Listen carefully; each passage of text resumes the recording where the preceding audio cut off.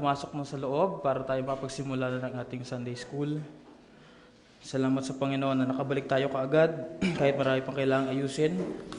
And ngayon po tayo magsisimula ng panibagong topic. I think ito'y napapanahon. Dadaan tayo ng konting history, tapos pag-uusapan natin ng topic na to sa bandang dulo ay ipapakita ko sa inyo yung parang mga nangyayari ngayon, which is parang prophecy watch na rin ang dating niya. So, bago po yon, tayo po'y tumayo saglit. At uwitin natin yung chorus ng I Bless Your Name. I Bless Your Name. Pakasamahan na lang ako ng backup.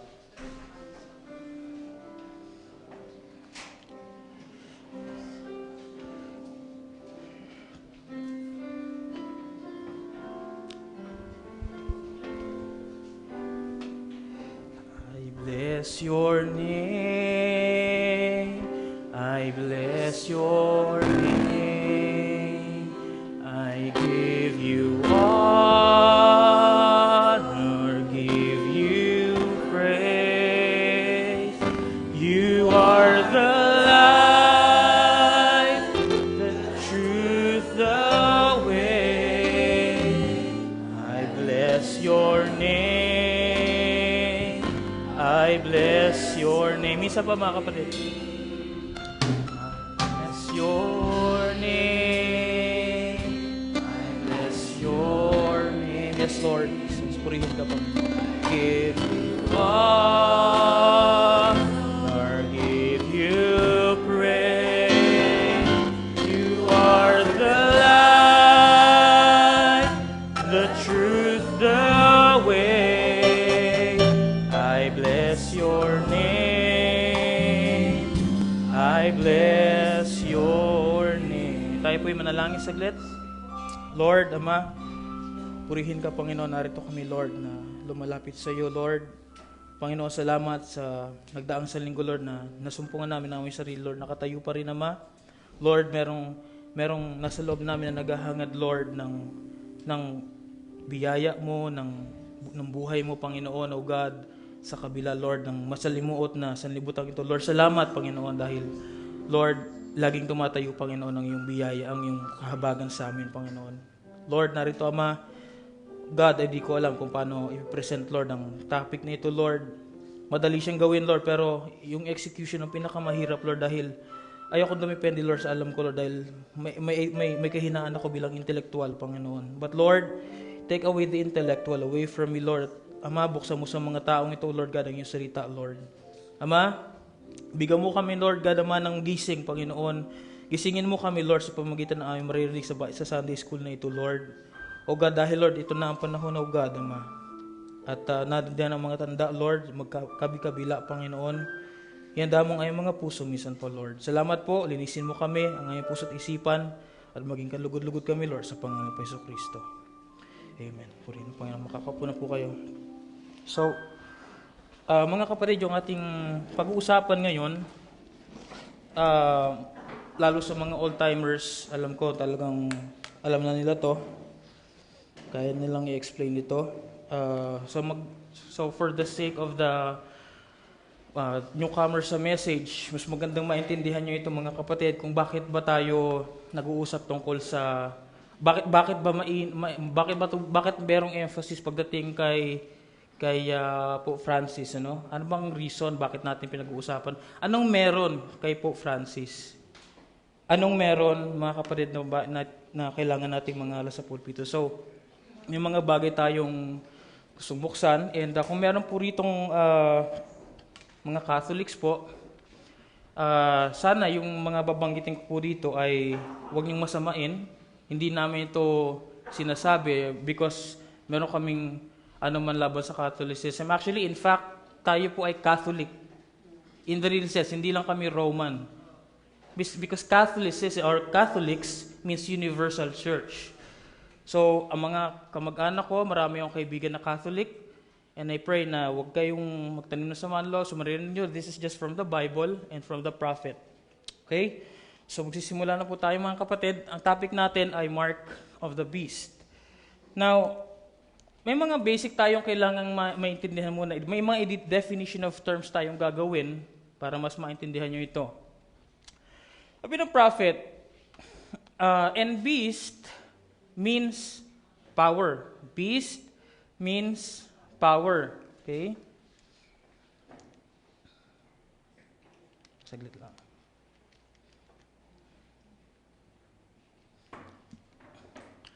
Okay. A beast in the Bible means power.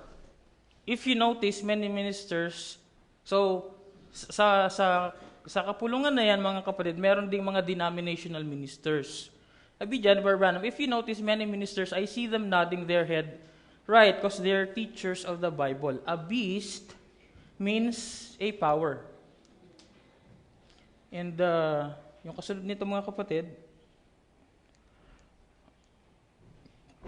notice, there's 7 horns on this lamb. Did you notice it having 7 horns? We just been through that. Horns means power to the animal. So beast means power, pero yung beast meron siyang horn. Yung horn, yun ang ginagamit niya as kanyang kapangyarihan. So the beast and the horn, iisa lang sila. Alright? Okay. So dito mga kapatid, when you see the beast, what's beast? Beast is power. Coming up out of the sea. It means that this power was raising up among the people. So ibig sabihin, yung sea, yung tubig, ay nagre-represent sa mga tao. So, yung beast coming out of the sea, it means that the power was raising up among the people. Okay, isa pang quote. Like the beast come up out of the sea in Revelations, it was power that raised up among the people. So again, beast is power, water or sea is people. Okay. Bakit nasabi natin yung sea o yung tubig o yung katubigan ay patungkol sa mga tao? Revelation 17:15, and he said unto me, the waters which thou sawest, yung nakikita mo, yung tubig na nakikita mo, kung saan yung patotot ay nakaupo, ay mga tao, multitudes and nations in tongues. So Daniel 7:2, kailangan nating bumalik. Napansin nyo mga kapatid, nasa Revelation tayo, bumabalik tayo sa Daniel 7:2. Bakit? May mga nakita si John at may nakita si Daniel, mga kapatid. Magkaiba sila ng panahon, pero they speak of the same things. May mga parehas yung nakita nila. Pagdating lang kay John, mas naging elaborate kasi John types the bride, no? The eagle anointing. So Daniel spake and said, I saw in my vision by night, behold the 4 winds. So pasinin nyo, may guhit yung 4 winds. Of the heavens strove upon the great sea. What's sea again? What's water again? People. So ano yung 4 winds? Okay. Now, on 4 corners of the earth, holding the 4 winds, in other words, here went the winds blowing in wars and strife, to come all over the world. So, yung wind mga kapatid, pumapatungkol yan sa wars and strife. So, balik tayo kay Daniel. Meron siyang vision ngayon. Sabi niya, yung 4 winds, ganito yung binabanggit. May paparating na mga beasts. So again, yung winds are wars and strife. Tingnan natin kung paano nangyari yan. Sabi niya, and 4 great beasts came up from the sea.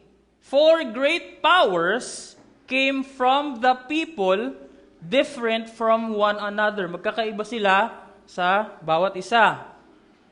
Okay, beast means power, sea means multitude or people. Daniel 7:4, the first was like a lion, and he had eagle's wings. So mga kapatid, pansinin niyo yung mga may guhit dyan. had eagle's wings, I beheld till the wings thereof were plucked, and it was lifted up from the earth, and made stand upon the feet as a man, and a man's heart was given to it. Bakit may man's heart, mga kapatid? Pansinin niyo yung mga words na ginamit ni Daniel bilang parang description. Lion, eagle's wings, natanggal yung pakpak, tapos binigyan siya ng puso ng tao. Titingnan natin yan. In Daniel 7:4, mga kapatid, speaks of Babylonian kingdom. The man's heart is speaking of Nebuchadnezzar. It was also mentioned that the lion had wings like eagles. Okay, tingnan natin. So, how can we prove that Daniel 7:4 is the Babylonian Empire? Daniel 4:33, the same hours, tandaan nyo, eagle's wings. The same hour was the thing fulfilled upon Nebuchadnezzar, and he was driven from man, and did eat grass as oxen, and his body was wet with the dew of heaven, till his hairs were grown like eagles. Feathers, his nails like birds' claws. Sa Daniel 4:34, mga kapatid, tandaan nyo, anong nangyari kay Nebuchadnezzar? Akala niya sarili niya, siya lang yung Diyos. Nagmataas siya, akala niya siya yung Diyos. No? Kaya nga binigay siya ng ganong parusa, na para siya nagkaroon ng pakpak ng agila, mga kapatid, at kumakain siya ng damo. At pagkatapos nun, na-realize niya na hindi pala siya ang Diyos. Merong Diyos na mas mataas sa kanya, kaya pagdating sa 4:34, nakilala niya, mga kapatid, kung ano yung posisyon niya. And at the end of the days, I, personal pronoun, Nebuchadnezzar, lifted up mine eyes unto heaven, and mine understanding returned unto me, and I blessed the Most High. Yung Nebuchadnezzar, mga kapatid, na hindi nakakakilala ng Diyos dati, na-recognize niya na yung Diyos. Kaya David sabi, binigyan siya ng pusong tao, or puso ng tao. And I praise and honor him that liveth forever, whose dominion is an everlasting dominion, and his kingdom is from generation to generation. So right there, makikita natin, yung first beast na nag-appear is pertaining to the Babylonian Empire, na ang hari ay si Nebuchadnezzar. Okay, Daniel 7:5. And behold, another beast, another power, a second like to a bear. It raised up itself on one side, and it had 3 ribs in the mouth of it, between the teeth of it, and they said thus unto it, Arise, devour much flesh. Okay. So, kung yung first beast, 4 lang na empire pinag-uusapan natin, mga kapatid. Kung naalala nyo, kung babalik tayo sa pinag-uralan natin, 4 lang yon. So, Babylonian, Medo-Persian, Grecian, at saka Roman. So, ito yung second, ito yung Persian Empire. Okay, Daniel 7:6. After this, I beheld it, and lo, another like a leopard, which had upon the back of its 4 wings of a fowl. The beast also had 4 heads, and dominion was given to it. Okay. Pansinin nyo, mga kapatid, may yung mga kulay pula dyan. Meron akong i-emphasize dyan kung bakit sila may mga salong guhit or underline. So ito, yung pangatlo, this is Grecian Empire. Daniel 7:7. After this I saw in the night visions, and behold, a 4th beast, dreadful and terrible, and strong exceedingly. And it had great iron teeth. It devoured and brake in pieces, and stamped the residue with the feet of it. And it was diverse, sabi niya, kakaiba ito sa lahat ng mga power na nauna sa kanya. Meron itong 10 horns. Pansinin niyo yung description ni Daniel, mga kapatid. Yung description niya, konti. Ang sinasabi niya lang doon, beast, dreadful, terrible, strong, exceedingly. Tapos meron itong 10 horns. Limited lang doon yung kanyang description. Okay. So, i-wrap up natin yung mga kingdoms na yan. So, first beast is Babylonian Empire, Medo-Persian Empire, Grecian, Roman Empire. Ito yung mga keywords, mga kapatid, tandaan nyo. Kasi tatalon tayo ng Revelation para mas maintindihan nyo. Para mapagtibay natin, nakita ni Daniel at nakita ni John, iisa lang.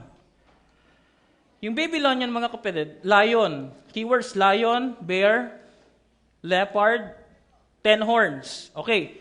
Lion, bear, leopard, 10 horns. Pako nyo yung isip nyo dyan sa apat na yan. Apat na keywords na yon. Tatalon tayo ng Revelation. So take note, the complete description of the fourth beast was not given in the book of Daniel. However, Revelation 13 describes it well. Okay, Revelation 13:1, and I stood upon the son of the sea and saw a beast rise. I saw a power rise up out of the people having 7 heads and 10 horns. Hindi ba yan yung binabanggit ni Daniel kanina? And upon his horns 10 crowns, and upon his heads the name of blasphemy. So, mas binibigyan ni John ngayon ng additional description. Okay, tinan nyo mga kapatid. Ulitin natin. Lion, bear, leopard, 10 horns. Revelation 13:2, and the beast which I saw was like unto a leopard, and his feet were as the feet of a bear, and his mouth as the mouth of a lion, and the dragon gave him his power and his seat and great authority. Leopard, bear, lion. Napansin nyo mga kapatid, isang beast lang ang tinutukoy niya pero binanggit niya yung mga karakteristik na yon.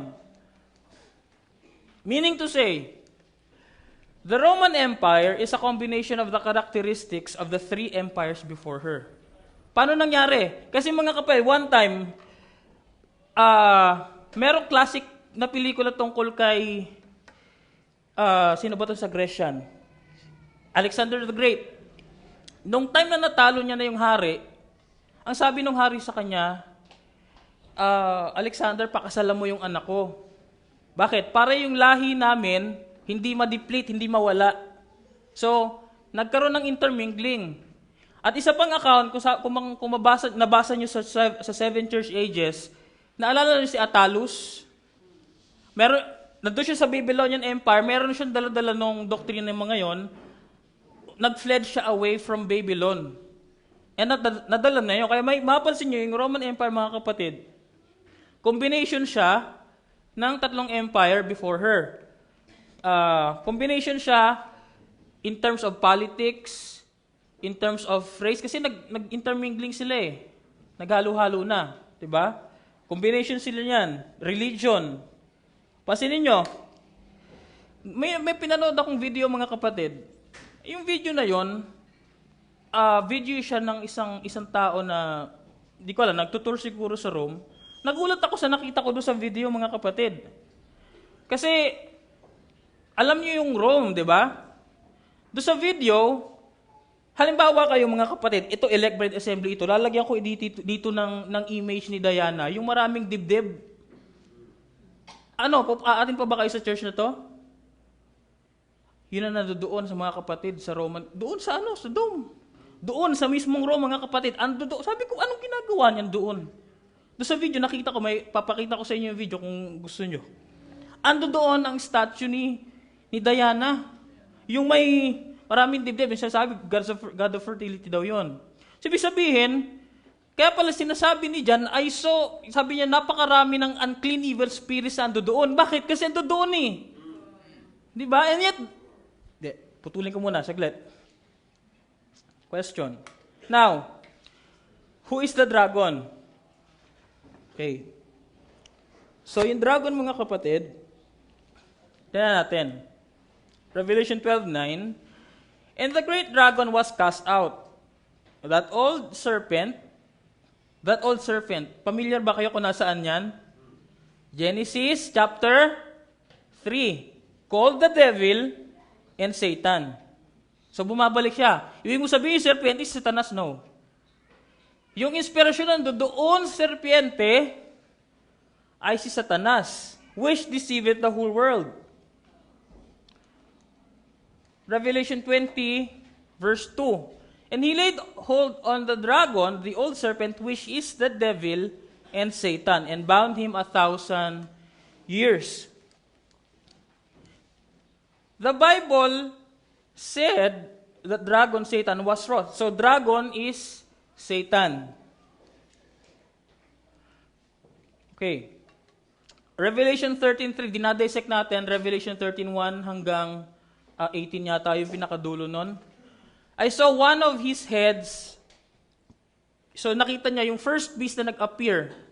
Sabi, I saw one of his heads as it were wounded to death. And his deadly wound was healed. And all the world wondered after the beast. Ano yan sa history, mga kapatid? Sabi ni Brother Branham dyan, in Revelation 14, the beast that was wounded, the power that was wounded unto death, but live again, is the imperial pagan Rome, that fell to the onslaught of the barbarians and thereby lost his temporal power. But she regained it in papal Rome. So dati, imperial sila.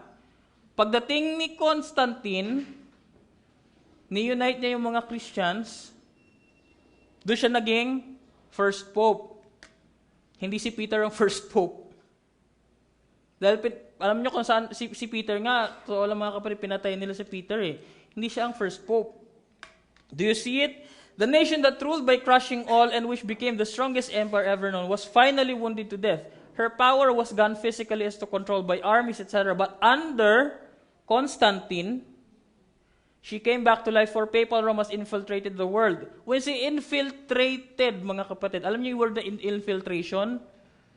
When you say infiltration, may kinalaman yan sa espionage. May kinalaman yan sa spying.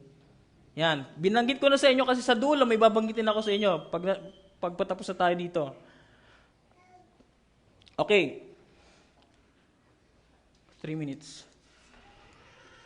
And they worshiped the dragon, which gave power unto the beast. They worship whom? Satan, which gave power unto the beast. The Roman Catholic Church. And they worship the beast. So they worship the dragon, they also worship the beast. Saying, who is like unto the beast, who is able to make war with him? Tingnan natin yung paliwanag ng prophet. Satan's Eden, the God of this world today. Who is the God of this world today? Satan. The worship person of this world today is Satan. And the people are ignorant of worshiping Satan. Nawo-worship si Satan indirectly sa pamamagitan ng, but it's Satan impersonating himself as the church. As the church. So dahil yung mga tao, nagkakaroon sila ng ganong devotion dun sa church, mga kapatid, na ano pa, pag pinangaralan mo sila, ang sabihin nila sa'yo, dito ako pinanganak, dito ako mamamatay.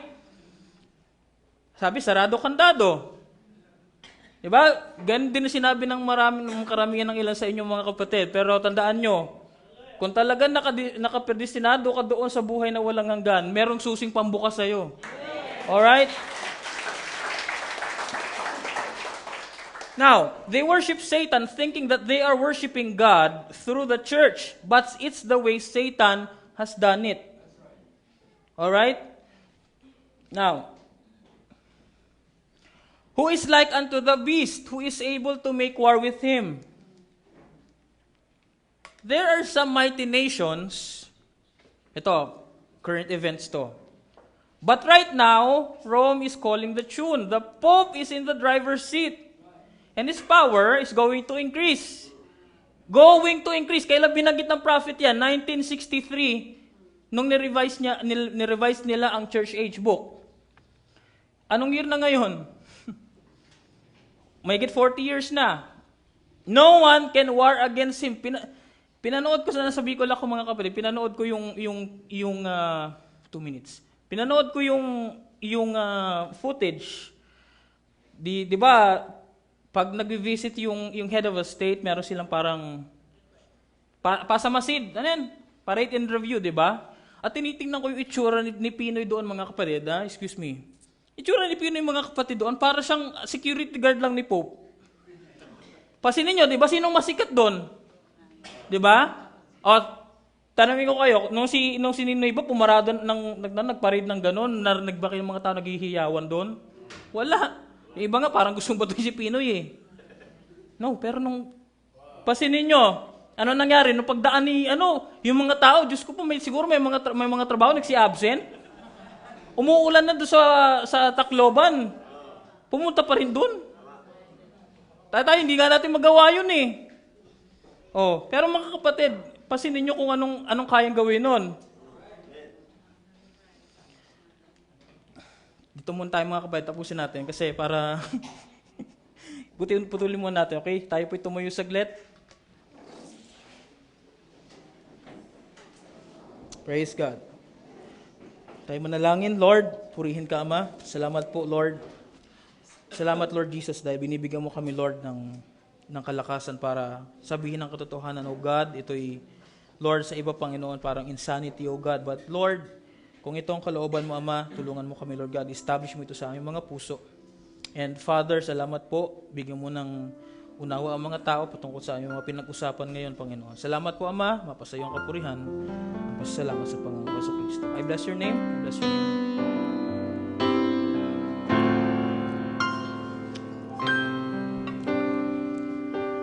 I bless your name.